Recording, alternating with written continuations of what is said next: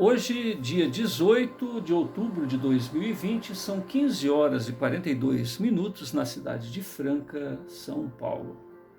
Nós estamos lendo a obra Perseverança, a autoria de Shirley, um autor espiritual, psicografia de Edson Flauzino Sene. Nós estamos na página 30 e vamos ler até a página 38. Fizemos algumas gravações anteriores com o mesmo tema, mas cada vez a gente vai aprimorando mais o texto, então há algumas alterações. A obra Perseverança é uma obra que ocorre na época da escravidão, aqui no Brasil, época onde a mão de obra dos negros e a mão de obra dos brancos de pequenos posses materiais eram utilizadas, e essas pessoas que tinham grandes extensões de terras, e uma dessas famílias, a família de Manuel Mansol, Dona Felina e os filhos Sarvim, Giuseppe e Diná. E a trama se desenvolve em torno dessa família, onde um indivíduo chamado Giuseppe Restart, um médium, que possuía uma série de problemas no exercício dessa mediunidade. Ele desmaiava, sofria ataques epiléticos, tinha catalepsia, o coração dele parava, ficava negro, a pele dele ficava negra, enfim, ele era um defunto, vamos dizer assim, durante esse processo.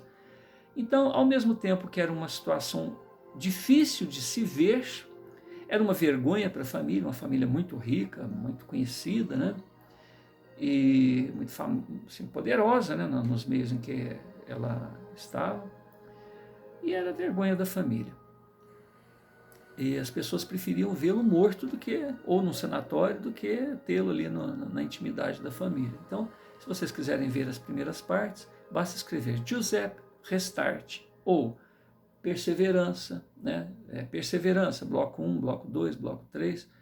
Então, aqui no caso, nós estamos na folha 30, que corresponde a gravações anteriores no bloco 8 aproximadamente, até o bloco 10, 12, por aí. Então nós vamos relendo e vamos fazendo outras versões do mesmo texto. Aqui é um momento onde ocorreu uma rebelião, os negros se rebelaram, porque afinal de contas era uma condição subhumana que eles viviam. Os brancos, inclusive, que eram pobres, viviam em condições subhumanas, trabalhavam o dia inteiro em troca de uma conchinha de comida, às vezes não tinha comida, ele era torturado, acontecia um monte de coisa. E chegou um momento que não dava para tolerar isso. E nessa rebelião aparece um outro personagem que a gente viu aqui para trás, basta vocês lerem, vocês assistirem aí as gravações anteriores. E momentos antes de acontecer a rebelião, Giuseppe, sem desmaiar, sem nada, fica assim meio diferente, porque a mediunidade dele vai evoluindo, começa desmaiando, depois ele começa a ter momentos mediúnicos quase normais, assim, quase, fica só diferente. Num desses momentos ele fala para a funcionária dele, a mucama crustácea, que o filho dela iria aparecer. Fazia 15 anos que ela estava esperando o filho, e realmente ele aparece. Ele era o chefe da rebelião contra os oligarcas da época, dentre eles o pai do Giuseppe, a família dele. Então ele tem uma visão totalmente diferente da época em que ele vivia. E vamos ver, eu não li até o final o romance, a gente vai trabalhando etapa por etapa, até o momento. Se eu fosse falar quantas páginas tem, está com 88 páginas para encerrar. Eu estou na página 38, quer dizer, faltam 50. Dessas 50, até o final eu desconheço. Devo ter adiantado mais umas 20 páginas, além do que eu estou lendo. Então, é só para vocês terem uma ideia que é um romance fantástico. Eu vou chamar essa parte do romance como sendo a visão de Giuseppe a respeito do amor. Como é possível viver a mensagem do Cristo e a vida se tornar melhor. Então a visão dele para a época, como o amor do Cristo poderia resolver esse problema. Porque por um lado os negros e os brancos mais pobres estão revoltados, os oligarcas, os latifundiários, que as pessoas poderosas, né, desce o cacete, mata, tortura, prende. E ali está a mensagem de Jesus, como está na época de hoje, que nós estamos vivendo, como esteve antes, na época que Jesus passou por aqui e deixou esse recado. E como vai estar sempre, porque Jesus é atemporal, ele trouxe uma mensagem que representa uma melhoria em cada etapa evolucionária que a Terra possa estar. Então, por mais que a gente se avance no tempo, Jesus vai estar mais à frente ainda, dentro do mesmo contexto, o amor como proposta para a melhoria de cada um de nós. Então vamos ler. Página 30. Uma reunião que está ocorrendo dentro de uma roça de candomblé, onde os negros estão reunidos, buscando inspiração, buscando consolo, esperança, e ao mesmo tempo se programando para novas rebeliões. Dentre o grupo de rebelados ocorre outro tipo de reunião, em local próprio e isolado. Divindades impregnadas de forças mágicas, axé, são invocadas em ritual, ao som grave que marca a melodia dos agudos que mantém o ritmo, através dos atabaques, chocalhos, zambeza, gogôs, xerês e outros instrumentos sagrados. Orixás, insígnia das forças mágicas, abençoam o esforço dos filhos de santo. Confrarias e seus sacerdotes na roça de candomblé consolam e orientam os presentes. Eles recebem as oferendas, comidas, e cada qual saúda os presentes em língua africana.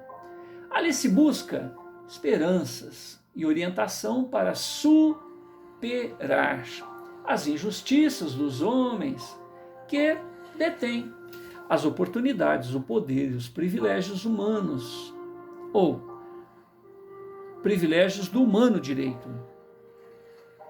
Perguntas e mais perguntas tomam a atenção piedosa daquelas entidades. Um guerreiro espiritual, se dizendo poderoso e conhecedor das estratégias da batalha, promete a sua ajuda. Outro ser espiritual, mais ponderado, fala da paciência e paz, confiança em Deus acima de tudo, e que os consulentes entendam que o tempo resolverá todas aquelas pendências.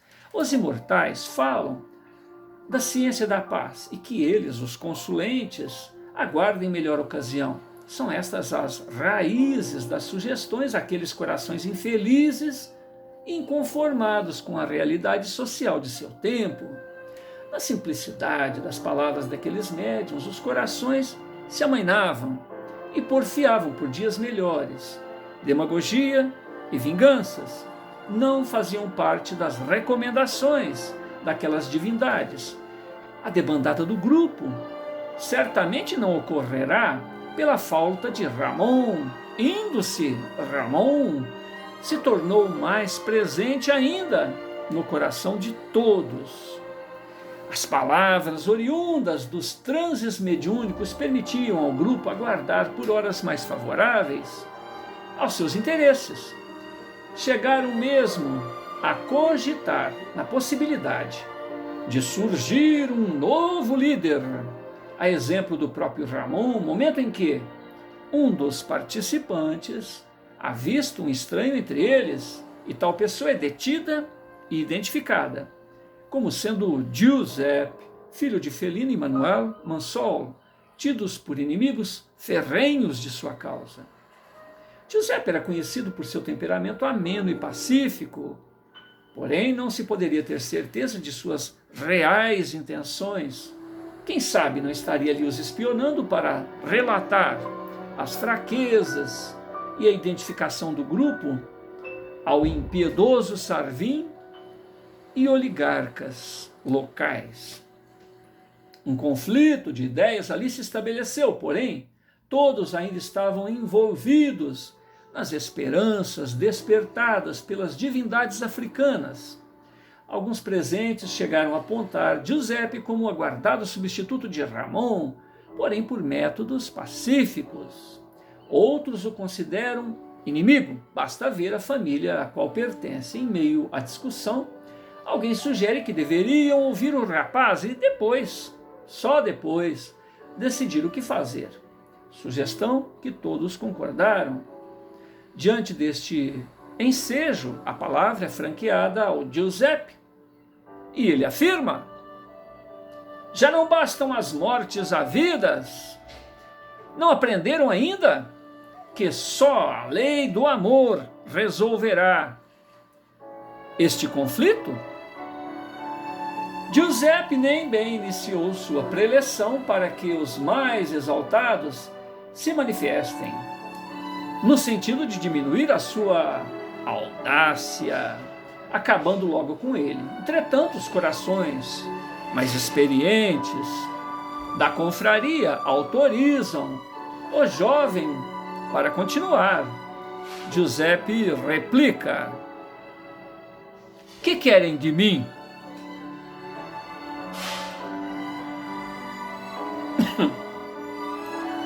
O olhar é o espelho da alma, e cada qual dos presentes mostrava sua própria natureza: rancor, frieza, ansiedade, inquietude, perplexidade, carência, esperança. E Giuseppe nem necessitava de seus dons para ler nas almas daqueles corações sofridos. Então ele continua: em nome do Senhor da Cruz, peço paciência a todos e também que se esforcem por compreender a mensagem de paz trazida pelo Cordeiro de Deus. Certamente não estou preparado para lhes falar do que não conheço, porém as circunstâncias me exigem a ousadia de estar aqui para vos fortalecer em espírito e me atrevo a estar aqui. Vamos voltar, peraí. Porém, as circunstâncias me exigem a ousadia de estar aqui para vos fortalecer em espírito. E apesar das minhas limitações pessoais, confio na infinita misericórdia do embaixador dos céus e me atrevo a estar aqui vos arrazoar algo. Por isso eu vos digo que se tiverdes um pouco mais de calma e paciência, irão vencer não só esta batalha, mas todas as demais. Com esta frase, Giuseppe agita até a última partícula de fé naquelas almas sofridas. Seus corações se desarmam e o interesse se torna geral. Precipitados chegam a lhe exaltar o nome e a missão. Giuseppe, percebendo que estava sendo ouvido, prossegue: o vencedor do madeiro mantém os seus braços abertos. Ele afiançou que sempre estará conosco, todos os dias, até a consumação dos séculos, nos socorrendo às necessidades da alma. Alfa e ômega de nossas vidas, Senhor da história, apresentou-se humilde e de mãos desarmadas, iluminando nossas almas com o seu amor e a sua paz. Divino farol para os dias tumultuados e para as noites sem estrelas, piedosamente deu o seu próprio testemunho de sacrifício e de imortalidade. Após sua crucificação, Jesus se mostrou varonil, imortal, atendendo às necessidades emocionais de seus companheiros de ideal, que saudosos já se acreditavam órfãos. diante da multidão ou diante de multidão de testemunhas, ele realiza a sua ascensão gloriosa para que não restem dúvidas de nossa própria imortalidade. Por fim, ele determina aos seus seguidores que multipliquem as esperanças do mundo. Giuseppe continua a falar: dadivosamente, o Senhor da Cruz graduou seus companheiros à condição de amigos e ensinou que o verdadeiro amigo é aquele que doa sua vida a favor do outro. E ele próprio assim o fez. Também nos alertou para a cidadania cósmica, nos rotulando as almas despertas como filhos de Deus. Também ele, Jesus, nos adjetivou de deuses. Ele nos convidou a ser um nele, assim como ele o é um no Pai. E isto, meus irmãos, só depende de nós outros, de nosso empenho, consciência e vontade. Envolto por eflúvios do mais alto, Giuseppe, neste ponto, se inflama de esperança e de graça divina. Continua sua fala: unamo-nos nesta sinfonia de luz, amor e alegria todos os dias de nossas vidas, despertando Cristo interior que jaz em cada um de nós. Precisamos anular os verdadeiros inimigos que estão dentro de nós mesmos. Tirar a jaça, fazer brilhar as gemas preciosas de dentro do próprio coração, melhorando a nossa crença, recusando mágoas, desavenças, sentir-nos mais fortes na presença do Mestre das almas, o Cordeiro de Deus, o Consolador permanente. Temos que redescobrir o valor da vida. Neste ponto, a voz de Giuseppe se embarga, mas ele prossegue: vencereis.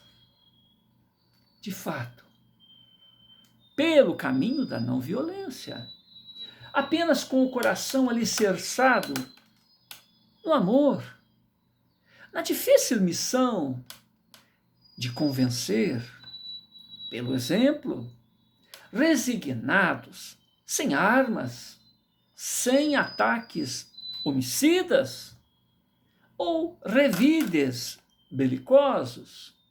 O perdão é a taça da vitória, daquele que continua a viver em paz e convivendo paz consigo mesmo e convivendo com aqueles outros que certamente terão que se acertar com a vera justiça do Supremo Autor da vida.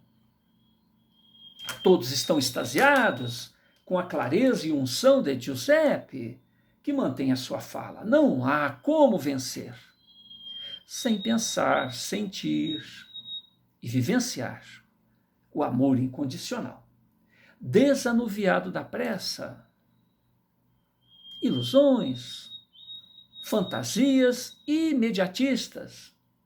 Vocês estão procurando um herói que ocupe a lacuna de Ramon? Em verdade vos digo que esse herói já chegou e sempre esteve entre nós, cuja água viva e pão da vida saciam, e nunca mais se terá sede ou fome. Sua paz não é como a paz do mundo, que a dá e depois a tira, mas a paz do autor da vida, que ninguém a pode subtrair ou confundir. As ilusões seculares atraem e depois traem. Servir ao embaixador da luz é servir a toda a humanidade. O mundo que não pensa o mal não existe. Céu ou inferno na terra começa em nossos corações. Optamos às vezes pelo inferno, mantendo o amor distante de nossas decisões. Tudo que nos é dado experimentar enquanto no chão da terra é parte de um caminho a construir o homem novo, atento aos desígnios do Criador. Embevecido de estro, a fluir do mais alto, Giuseppe prossegue. Todos somos viajores da imortalidade, com destino à estrada da perfeição. Devido às escolhas pessoais, por vezes, nos afastamos de corações amados, assumindo empreitadas que temporariamente nos distanciam. Mas não há ausência para aqueles que legitimamente se amam, deixando a estância física, este teatro em que estamos mergulhados tantas vezes. Mas não há interrupção da vida, vocês bem o sabem, e comprovam neste intercâmbio frequente que entretém com o além. A vida, portanto, não se interrompe. Entre partidas e chegadas, ganhamos mais experiência, autocontrole, autodomínio, consciência de nós mesmos, deixando na sepultura aquilo que não se é, mas acumulando cada vez mais perfeição, despertando nossos legítimos poderes espirituais. Nosso Cristo fez este orbe em que estagiamos, o planeta Terra, e nos tutela desde então. Ele nos chamou de deuses e afirma que, se o quisermos, podemos fazer até mais do que ele o fez. Então, imaginem a nossa destinação.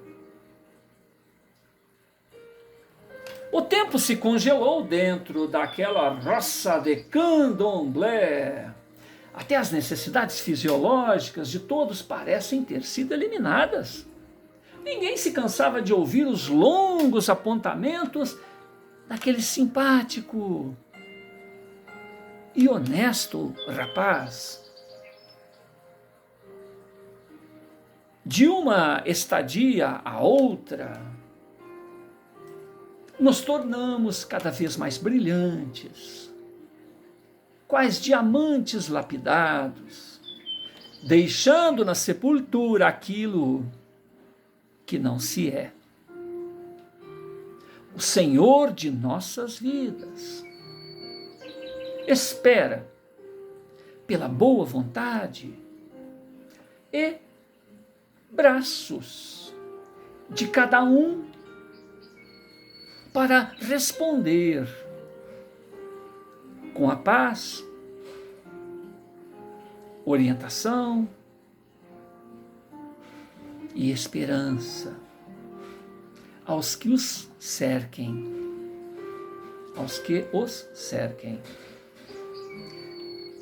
amando sempre, através desta força viva, o amor, no próprio coração, interpretando a cooperação dos céus ao bem daqueles que nos acompanham, a jornada, e também as respostas do céu, as respostas do alto, a favor de nossos próprios problemas e aflições, derramando bons eflúvios do coração a favor dos semelhantes.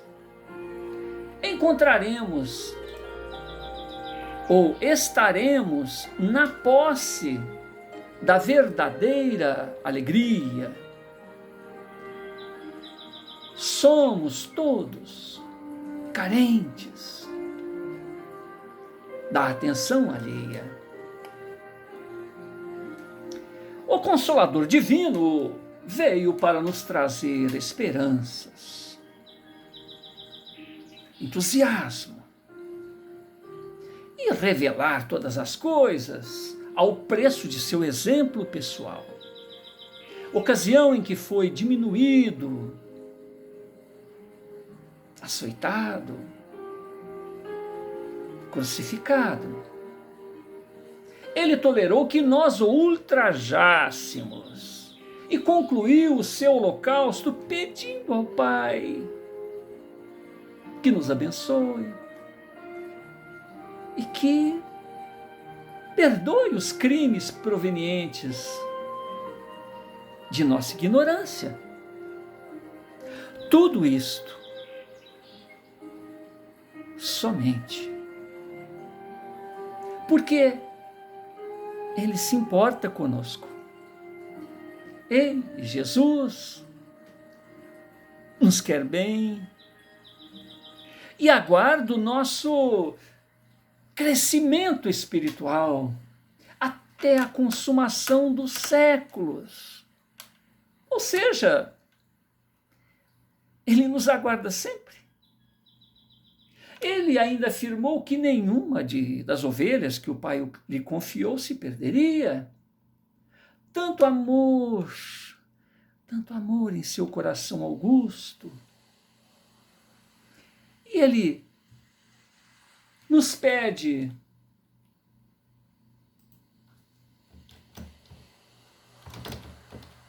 apenas que nos amemos reciprocamente, tal qual Ele próprio nos amou. Diz aos seus seguidores que serão conhecidos por muitos se amarem. Uma pequena pausa se fez na voz de Giuseppe, para que todos digerissem as suas informações, também para que se pudesse estabelecer uma nova etapa de ideias, uma vez que sua fala alertara cada um dos presentes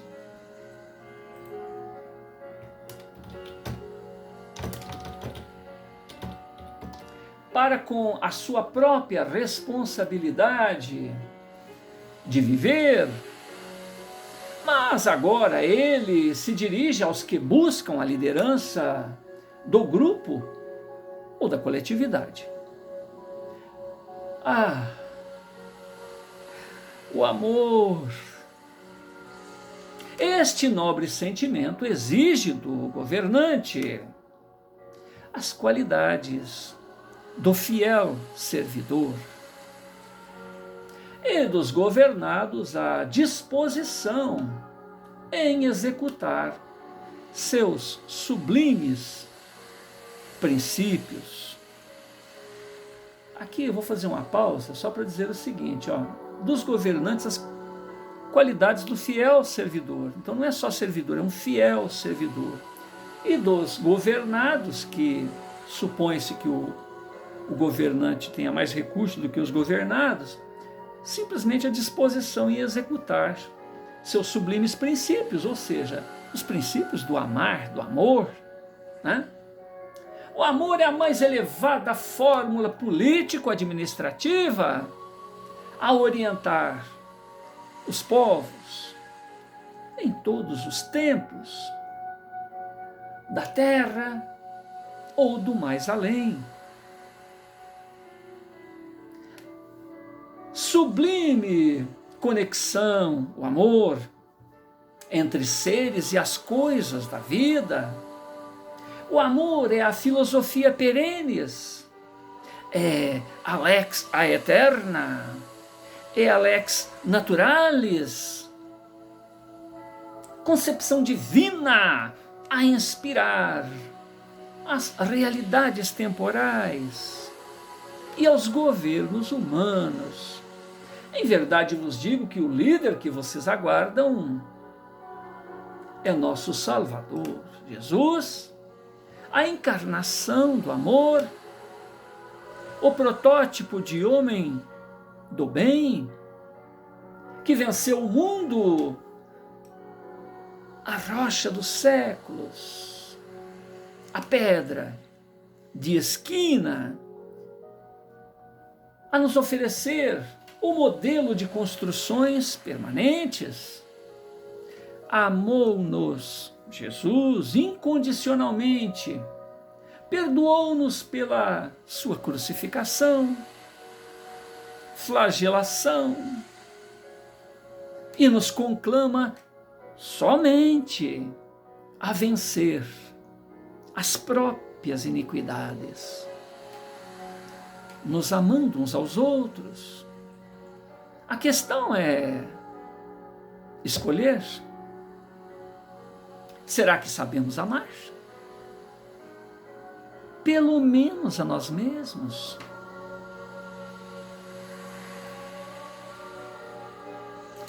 Deixando o corpo físico, levaremos algo mais que a capacidade de amar e os seus méritos.